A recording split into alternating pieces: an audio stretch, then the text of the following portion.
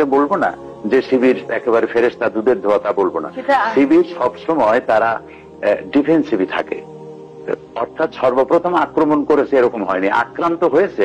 তো আক্রান্ত যখন হয়, কেউ যদি আমাকে মারতে আসে, তখন আমার সেলফ ডিফেন্স নেওয়ার অধিকার আমার আছে। তো আমি মারতে গিয়ে তখন তার স্কেল দিয়ে মাপিয়া মারা যাবে না, যে কোন জায়গায় মারলে মরবে না, কষ্টও পাবে না, আস্তে করে মারা যাবে, এরকম তো হয় না। যখন মারামারি হয় তখন তো একে অপরের প্রতি প্রতিশোধ দিতে চেষ্টা করে। ইসলাম তো শান্তির ধর্ম, শান্তির ধর্ম। কিন্তু কোরআন শরীফে আল্লাহ তাআলা বলে দিয়েছেন যে হাতের বদলে হাত, পায়ের বদলে পা, চোখের বদলে চোখ, জানের বদলে জান, আর যদি ক্ষমা করে দাও, ক্ষমা করে দিতেই পারো, মাফ করতেও পারো।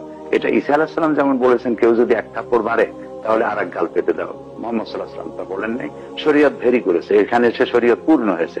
আল্লাহ তাআলা অধিকার দিয়েছে, কেউ যদি তোমাকে ঘরের থেকে বের করে দেয়, তুমি তাকে ঘর থেকে বের করে দাও। তোমার হাত কাটলে তার হাত কাটো, তোমার পা কাটলে তার পাও কাটো, তোমার জান নিলে তারও জান না, এর অধিকার আছে।